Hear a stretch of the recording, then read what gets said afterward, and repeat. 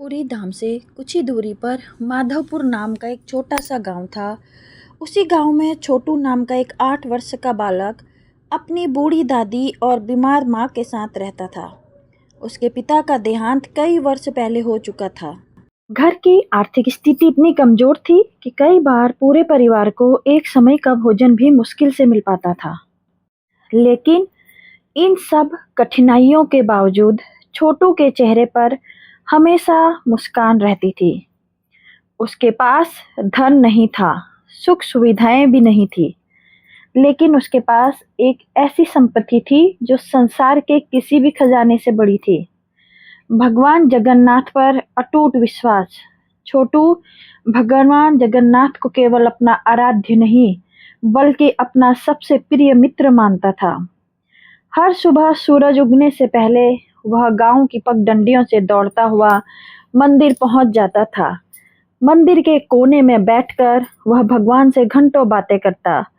कभी अपनी दादी की बीमारी की चिंता बताता, कभी स्कूल की शरारतें सुनाता, तो कभी अपने छोटे छोटे सपनों की चर्चा करता। गांव वाले उसे देखकर मुस्कुरा देते। कुछ लोग उसकी मासूमियत पर हंसते, लेकिन छोटू को पूरा विश्वास था कि भगवान उसकी हर बात सुनते हैं। मंदिर के वृद्ध पुजारी रामदास जी भी अक्सर उसे देखा करते थे। कई बार वे दूर खड़े होकर उसकी बातें सुनते और सोचते कि इतनी निष्कपट भक्ति शायद बड़े बड़े तपस्वियों से भी दुर्लभ होती है। छोटू की आंखों में ऐसा विश्वास था कि जो किसी तर्क का मोहताज नहीं था। समय बीतता गया और फिर वह दिन आया जिसका पूरी क्षेत्र को इंतजार रहता था। भगवान जगन्नाथ की पावन रथ यात्रा। गांव में उत्सव का वातावरण था। घर घर सजावट हो रही थी। बाजारों में भीड़ उमड़ रही थी। हर दिशा से जय जगन्नाथ से जयकारे सुनाई दे रहे थे। छोटू भी अत्यंत उत्साहित था। वह दौड़ता हुआ घर पहुंचा और अपनी दादी के पास बैठकर बोला, दादी, कल रथ यात्रा है, हम भी भगवान को भोग चढ़ाएंगे ना? दादी कुछ क्षणों के लिए मौन हो गई। उन्होंने घर में रखे सामान की ओर देखा। थोड़ा सा चावल, थोड़ा सा दूध और मुट्ठी भर चीनी, बस इतना ही था। वे भारी मन से बोली, बेटा, हमारे पास तो कुछ भी नहीं है। लेकिन छोटू तुरंत मुस्कुरा कर उठा। दादी, हाथ पकड़कर कहा, दादी, आपने ही तो कहा था कि भगवान अमीर गरीब में भेद नहीं करते, वो तो केवल प्रेम देखते हैं। यह सुनकर दादी की आंखें भर आई। उस रात घर के लोटे से छोटे से चूल्हे पर खीर बनने लगी। दादी कांपते हाथों से उसे पकाती रही और छोटू बार बार पूछता रहा, दादी, भगवान को पसंद आएगी ना? दादी मुस्कुरा कर कहती, अगर प्रेम पसंद आता है तो जरूर पसंद आएगी। पूरी रात छोटू भगवान से बातें करता रहा। कभी आसमान की ओर देखकर कहता, प्रभु, कल मैं आपके लिए खीर लेकर आऊंगा, पूरी खा लेना। उसके लिए भगवान कोई दूर बैठे देवता नहीं थे, बल्कि उसके सबसे करीबी मित्र थे। अगली सुबह सूरज निकलने से पहले ही छोटू तैयार हो गया। उसने अपने सबसे साफ कपड़े पहने। दादी ने मिट्टी के एक छोटे से कटोरे में खीर रखी और उसे दोनों हाथों से संभाल कर मंदिर भेज दिया। मंदिर पहुंचते ही छोटू ने देखा कि वहां बड़ी भीड़ लगी हुई थी।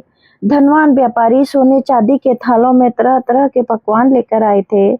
कहीं लड्डू थे, कहीं पेड़े, कहीं मेवों से सजे थाल और कहीं 56 भोग की भव्य व्यवस्था।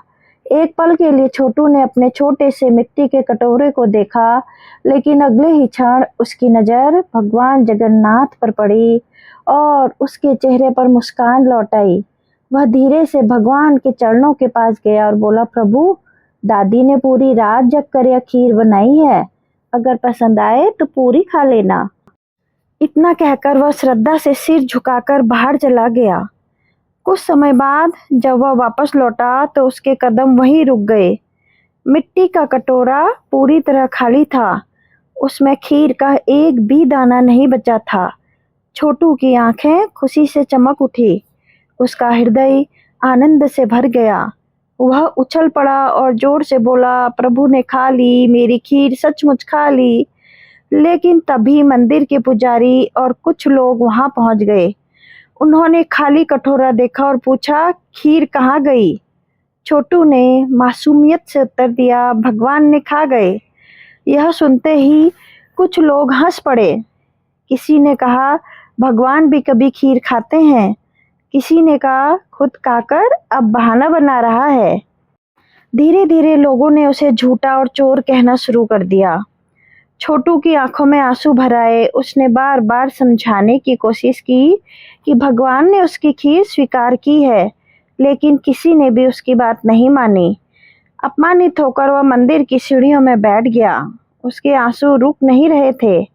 उसने भगवान की ओर देखकर कहा, प्रभु, अगर आपने खीर नहीं खाई तो मैं कुछ नहीं कहूँगा, लेकिन अगर आपने सचमुच की खीर खाई है तो बस इतना बता देना कि मैं झूठा नहीं हूँ। दुनिया मुझे चोर समझे तो समझे, लेकिन आप मुझे मत छोड़ना। एक बच्चे की यह पुकार सीधे भगवान के हृदय तक पहुँच गई। उसी समय मंदिर के भीतर कुछ अद्भुत हुआ। पुजारी रामदास जी भगवान के सामने खड़े थे कि अचानक उन्हें एक दिव्य दर्शन दिखाई देने लगा। उन्होंने देखा एक टूटा फूटा घर, एक बूढ़ी दादी, छोटा सा चूल्हा और भगवान के लिए प्रेम से खीर बनाता हुआ छोटू। उस दृश्य में गरीबी थी, लेकिन उससे कहीं अधिक श्रद्धा थी। उसमें अभाव था, लेकिन उससे कहीं अधिक प्रेम था। रामदास जी की आंखों में आंसू बहने लगे। उन्होंने अपनी भूल का एहसास हो गया। वे तुरंत मंदिर से बाहर दौड़े और सीढ़ियों पर बैठे छोटू के सामने पहुंचकर हाथ जोड़कर खड़े हो गए। पूरा मंदिर स्तब्ध रह गया। कांपती आवाज में पुजारी बोले, बेटा, मुझे क्षमा कर दो, गलती मेरी थी। भगवान ने सचमुच तुम्हारी खीर स्वीकार की है, क्योंकि तुम्हारी खीर में दूध और चीनी से ज्यादा प्रेम था। यह सुनते ही पूरा मंदिर मौन हो गया। जिन लोगों ने छोटू का उपहास उड़ाया था, वे शर्म से झुकाने लगे सिर को। छोटू ने आंसू पोंछे और भगवान जगन्नाथ की ओर देखा। उसे ऐसा महसूस हुआ जैसे भगवान सचमुच मुस्कुरा रहे हो, मानो वह कह रहे हो, मैं सोने के थालों का भूखा नहीं हूँ बेटा, मैं तो केवल प्रेम का भूखा हूँ। उसी दिन के बाद यह कथा पूरे पुरी क्षेत्र में फैल गई। लोग दूर दूर से उस बालक की कहानी सुनने आने लगे और तब से लोग एक बात हमेशा याद रखते कि भगवान के दरबार में भोग की कीमत नहीं देखी जाती, वह केवल हृदय की श्रद्धा और प्रेम देखा जाता है। क्योंकि जहाँ सच्ची भक्ति होती है, वहाँ स्वयं भगवान भी भक्त की पुकार सुनने में देर नहीं लगाते। जय श्री राधे कृष्णा।